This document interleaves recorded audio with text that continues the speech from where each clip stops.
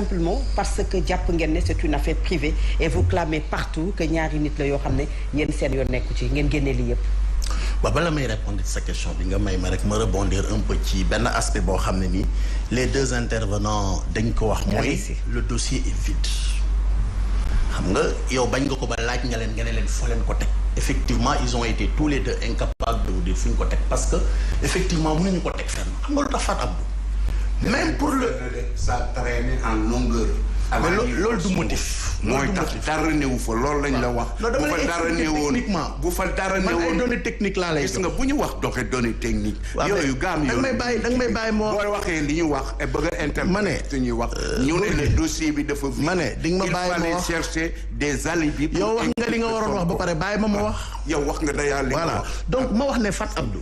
même le juge d'instruction le doyen des juges qui a en charge du dossier moom mënul wax dans ce dossier après que am na dara wala amul dara parce que vous savez.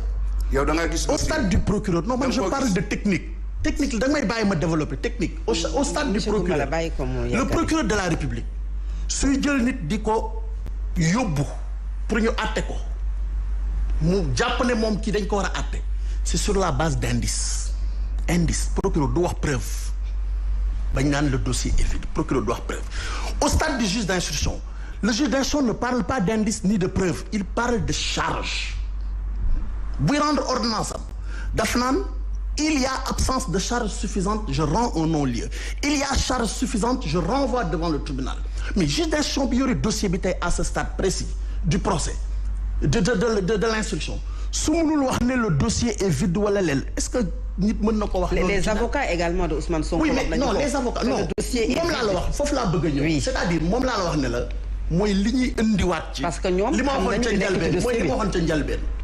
il y a deux camps ñi nga xam ne ñoom ils ne cherchent même pas à savoir dañ naan deful dara pour défendre Ousmane Sonko c'est leur droit le plus absolu ak ñi nga xam ne xëy na ñoom dañu jàpp ne dañuy défendre également Adji Sarr ne moo def moo tax ma ne la looloo tax l'importance de mener à terme cette instruction pour qu'on puisse nous situer ñun ñëpp parce que tey man damay wax tout le temps ne à ce stade de la procédure man du ma toog mukk ne Ousmane Sonko moo def xam nga lu tax dama naan il bénéficie de la présomption d'innocence mais du ma ne it Ousmane Sonko deful parce que xam nga lu tax Adji Sarr plaignante la kon dama naan moom amul dëgg man dama ne l'un dans l'autre aujourd'hui il appartient au juge d'instruction dans un premier temps de nous édifier sur ce qui s'est réellement passé looloo tax interrogatoire bi am solo audition yi am solo leneen ak leneen am solo mais tey képp koo xam ne ni yaa ngi nekk ci périphérie bi jël position bu mel noonu il sera incapable de répondre à votre sànq monsieur Diallo mi ngi koy wax cette rupture de confiance entre la justice ak une partie de la population est-ce que taxul lu ci bari dañuy jàpp ne am na ay mbir yu nekk ci suuf. il y a pas nous sommes des hommes de justice. il y a pas de rupture de non il y a pas de rupture de confiance looloo tax léegi ma wax ko ne ko votre discours est extrêmement dangereux et milite en faveur de ce qu'il dit parce que xam nga lu tax Fatou Abdou on ne peut pas prendre un cas ou deux cas ou même trois cas pour en faire ay cas de principe yoo xam ne que ni de principe yoo xam ne que ni mais dañuy bëgg a jël jeter le pauvre sur la justice on est en train maintenant d'aller vers un précédent extrêmement dangereux parce que justice mooy suñu cëslaay tey su ma gisee ni ñuy traîner certains magistrats dans la boue parce que tout simplement ils sont en train de gérer un dossier boo xam ne ni xëj na yow mën nañ la nangul ne la kii kat yow yéene woo ko lii wala gëmoo ne loolu am na mais bu mu la jox sañ-sañ ngay dem di tekk yenn ci justice amuloo boobu droit ñun ñëpp dañu war tey ne dañuy taxaw pour justice am boo ma ko waxee nangu naa ko bu ko doyen waxee nangu naa ko nañu rendre justice mais quand même taxaw un dossier d'information judiciaire boo xam ne ni ñu ngi au stade de l'instruction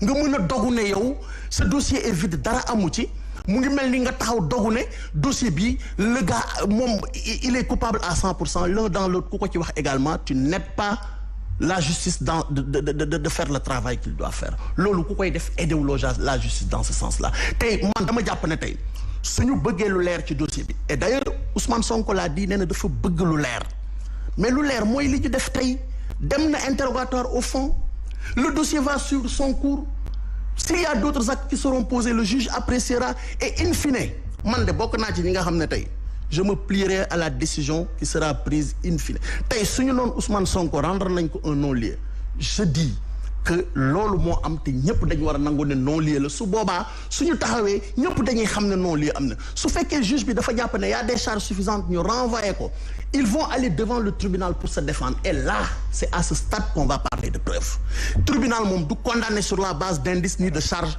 le tribunal condamne sur la base de preuves discuter à la barre comme li ma wax nii dañ koy discuter comme pièce. alors maître kañ la ñu mën a wax viol ci mbir mel ni lan moo mën a disculper aujourd'hui l'accusé quand on parle du viol en général et plus précisément dans cette affaire bi nga xam ne. c'est-à-dire am na débat boo xam ne comme je le dis man du ma ci dugg am na lu wax sànq aussi dama koy leer gis nga certificat médical mënul prouver viol. certificat médical mënul prouver ne viol am na mënul prouver ne viol amul xam nga certificat médical lan la mën a prouver que la fille a eu des rapports récents elle est vierge ou elle n'est pas vierge foofu rek la certificat médical di yem mais viol li koy prouver mooy audition mooy enquête bi ñuy def c'est à la suite de l'enquête que le juge d'instruction aura des éléments n'est-ce pas sur la base des déclarations des uns et des autres et des éléments matériels dont il dispose pour savoir si effectivement il y a eu viol ou pas donc fii ñu toll nii je pense que kenn mënul wax lan moo xewoon donc je pense que loolu sax moo tax loi bi di interdire nit ñi ñuy wax ci dossier boo xam ne il est pendant le dossier est pendant devant le juge on a auditionné Ousmane Sonko l'enquête n'a qu'à se poursuivre comme ça on saura ce qui se passe et moi je salue ça lu tax parce que comme je l'ai dit ñun suñu homme politique dañu war a am éthique gis nga la loi elle doit être plus sévère vis-à-vis des hommes politiques que vis-à-vis des citoyens ordinaires et je pense que les hommes politiques aussi ñoom dañu war a am yërmande ci citoyens sénégalais yi parce que Adji Sarr mais c'est une Sénégalaise qui a quitté son village qui est venue à Dakar pour travailler et je pense que si elle a déposé une plainte c'est son droit maintenant dire de façon péremptoire que femme bi defuñu ko dara je pense que là aussi c'est ignorer un peu n'est-ce pas la respectabilité l'honneur et les droits de cette fille ça c'était la première chose la deuxième chose que je voulais dire c'est par rapport à tonton qui nous a cité Boris Diverger oui je pense que aussi il faut pas confondre la justice et le droit tu sais le rôle du juge ce n'est pas de rendre la justice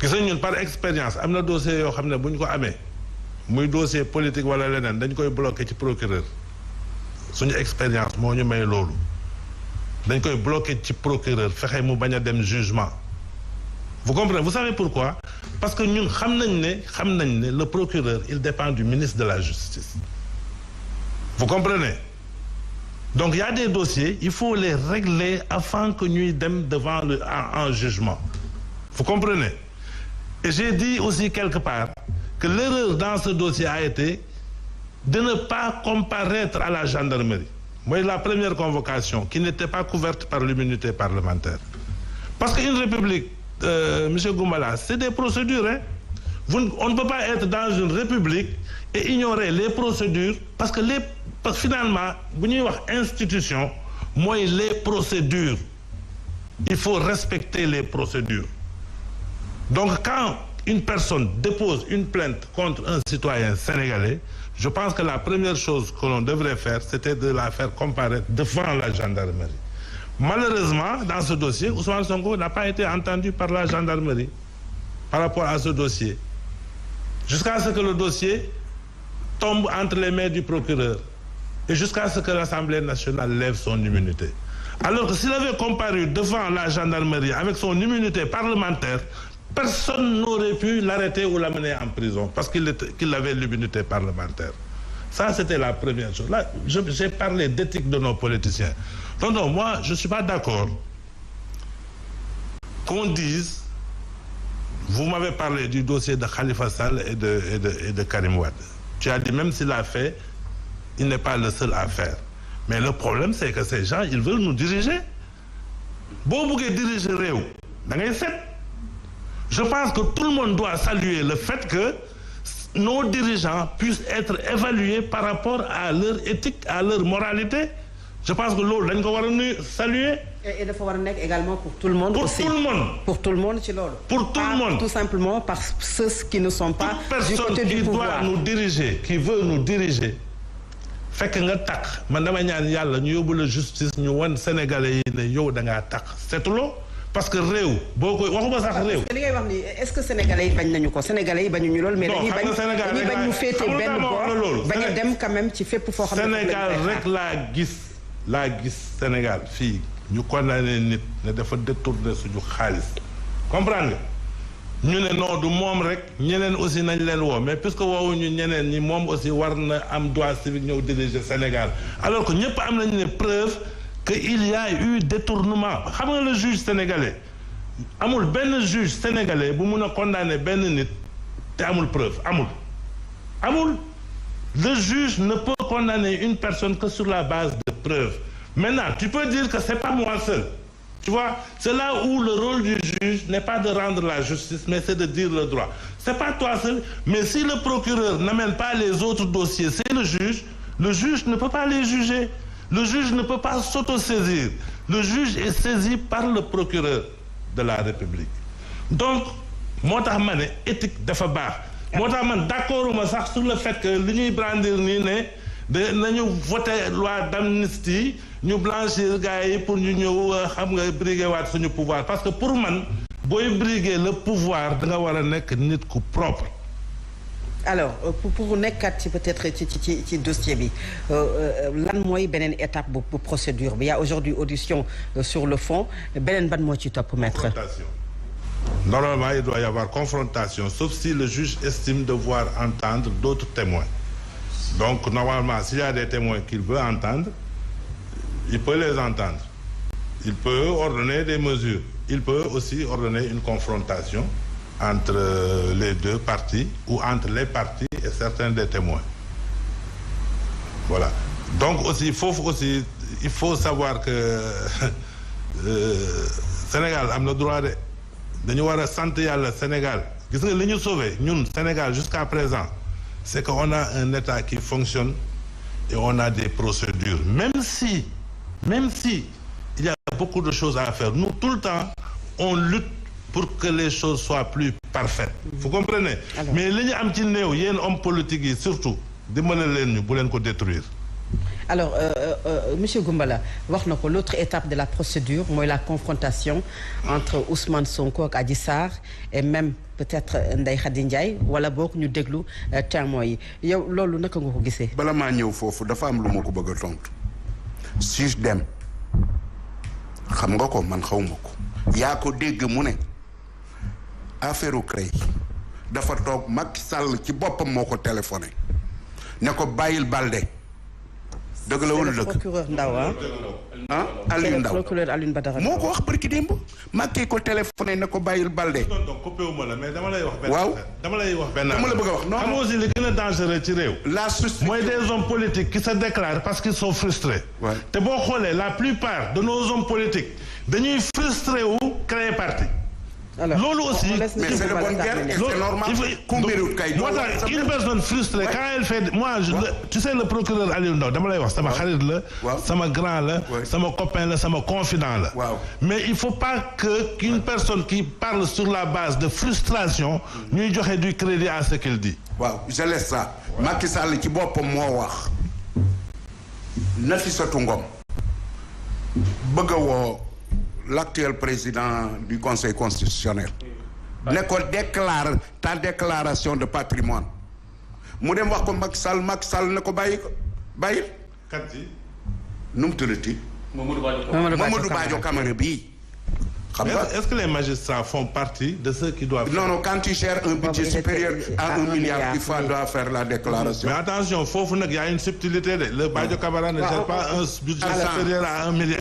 di ma la bëgg a wax kii daal moo ko wax Nafi Ngom Keïta booba na ko ne yow xam nga ne yow Nafi Ngom Keïta moo defoon le rapport là en tant que inspecteur général d'État sur Idrissa Seck la crédibilité de ces gens là pose problème de. revenons au sujet. xam nga li ma la bëgg a wax suspicion bi ngay wax ci justice xam nga lu ko indi ñun ñëpp ñoo war a bëgg une justice juste et indépendante de l'exécutif parce que foofu la suñ sécurité ne mais malheureusement ce que nous constatons tous les jours avec Macky Sall c'est une immixtion permanente du pouvoir exécutif ci pouvoir ci procureur rek la mën dara déedéet mënul dara ci juge du siège mais non ci dara comme yow li ngay wax mais du àgg ci juge bi ci man dama la bëgg a wax leen déggoo ma ne la ñun bu ñuy gérer yenn dossiers yi dañ koy bloqué ci procureur est-ce que wax leen waaw kii moo ko njëkk a wax waa ji comment il s'appelle l'ami de Cellou Dalein nam tudd le magistrat là comment il s'appelle dal kii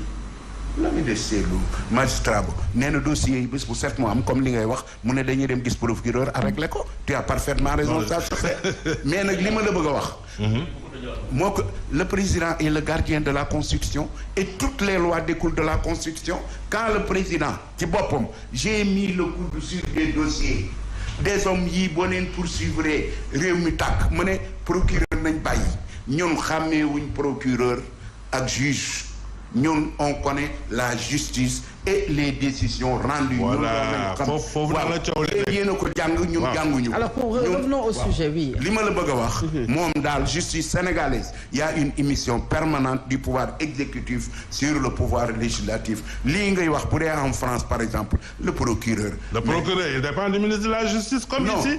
En France, aux États-Unis, en Allemagne, tous les procureurs du monde dépendent du ministre de la Justice. Mais procureur, mënoo tout le temps nga koy jox ay instructions en France boo ko defee procureur bi il démissionne. waaw mais kooku nag c'est une question de personnalité individuelle. waaw mu ngoog. mais fii nag da ngay teg wut procureur yaa koy wut. kanam war a defal lii consulte le conseil ñu ne jëlal jiw de boo ko defee am na fi benn sujet. mais Ousmane Diagne il l'a fait quand il était procureur. Wade a voulu lui faire xam nga yéen ce que vous voulez nous faire croire que au Sénégal la justice est indépendante képp koo xam ne kii Macky Sall bëgg na laa tëj wala mu taxal la politiquement defal leen dëgg sarax ba def élection dana gis magistrat bu ko defal une justice indépendante et juste ñun buñ ko amee moo nu gënal. parce que ci la suñuy liberté dépendre ci la suñu sécurité dépendre mais malheureusement la justice en Afrique melu noonu man naa la wax Bongo lu mu waxoon ci la justice lu mu ci waxoon ay way mais monsieur Goumbala alors par rapport à la confrontation bi wax ne c'est l'autre étape de la procédure procédure bi fii mu ne fu mu toll dañ ne après am na ñoo xam ne ñi Sonko cité nañ leen magistrat bi kii le magistrat le juge oui Maham dana leen entendre donc ñi ñu war a entendre. non Maham n'est pas obligé de les entendre. waaw il n'est pas obligé. ses avocats.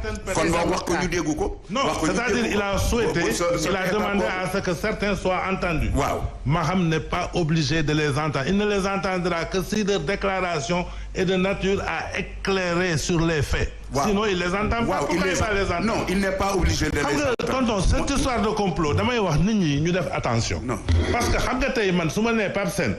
Maître, vous pouvez vous asseoir, vous n'avez pas besoin. Pape Sène portable Fatou Abdou Ndiaye ngi ne génn na demal nga sàcc ko mu jóg dem sàcc affaire bi ma comploté ba mu sàcc ko est-ce que le fait que man comploté naa contre moom tax na moom du sàcc tu comprends juge bi xam nga lan moo koy intéressé yii ñuy wax yépp intéressé wu ko complot pas que juge bi lu koy intéressé mooy est-ce que à tel jour telle personne s'est rendue à tel endroit à cette heure-là est-ce qu'il est resté seul avec telle fille quand ils sont restés ensemble qu'est-ce qui s'est passé il y a que ça qui l'intéresse qu'il y ait complot ou pas ça ne n'intéresse pas la justice alors pas du tout moi je vous dis alors on laisse monsieur Goumbala même s'il y a complot et que les faits sont avérés le juge il s'en fout je vous le dis loolu ngay wax dama lay bëgg a wax loolu ngay wax mën naa demee noonu mais le peuple fera barrage Sonko sera mais le peuple c'est nous tous tonton non le peuple c'est nous tous il faut pas gis nga il faut pas xam nga foofu laa wax gis nga les hommes politiques vous êtes une minorité par rapport au peuple sénégalais vous comprenez les hommes politiques sont une minorité il faudrait pas que ñoom ñuy taal suñu réew duñ ko nangu maître On va pas accepter ça. Maître, c'est vrai que c'est un débat, mais vous n'avez pas la parole. D'accord. S'il vous plaît. Non, tonton bi, il me permet. S'il vous plaît. Il aime ça. Il aime ça, moi là. Le vieux, tu aimes la contradiction. Écran de fumée ngeen bëgg a tirer fi. Les changements, ils ont tiré un écran de fumée. Qui a tiré un écran de fumée? droit yooyu. Principe de droit. Principe de droit. Moi, tu as parlé de diverger. Hegel, il a dit que le droit, c'est la codification des réalités sociales. Mais vous le laissez. Non. Non, mais vous le laissez. Vous voulez dire que Le droit, c'est un écran de fumée. Sois poli. Alors, Man, je te dis, sois poli. Sois Abdou. Kii boo koy invité. Gannaaw moom nee na li muy wax c'est technique. Et nous, on n'est pas des techniciens du droit. Alors, c'est le charme du débat. D'ailleurs, dañuy gis nga li ngay wax des brutis. alors. lii ma lay wax dalaa naqari mais c'est pas des brutis. déedéet di pourquoi tu traites ça de brutis. Maître Papsen. ci lépp nag la reproché. gis nga li ma la wax maître. Laissez terminer quand même. yéen waa APR yooyu. yow yéen waa APR li ngeen bëgg ci Sonko. Sénégal yi duñu ko nangu tey duñ ko nangu ëllëg bu dee ay gis nga bu dee ay dossier jàmm na ñooy loolu mooy wax ji nañu ñaan yàlla Sonko dem devant le juge mu innocent man loolu laa koy ñaanal parce que c'est un futur présidentiable de notre pays. Non, c'est un futur et président. nous on veut que notre président soit un homme propre ñun loolu lañ bëgg c'est aussi simple que ça mais il faut pas dire c'est les coupables. Alors xam nga li ma la bëgg a wax rek. Monsieur Goumbala, monsieur, par rapport à la confrontation, parce que ñu ñëw ci sujet. Vous avez suffisamment de graines à moudre. Gis nga suñ building bee xaalis bañ sàcc dem leen ngeen leeral ko.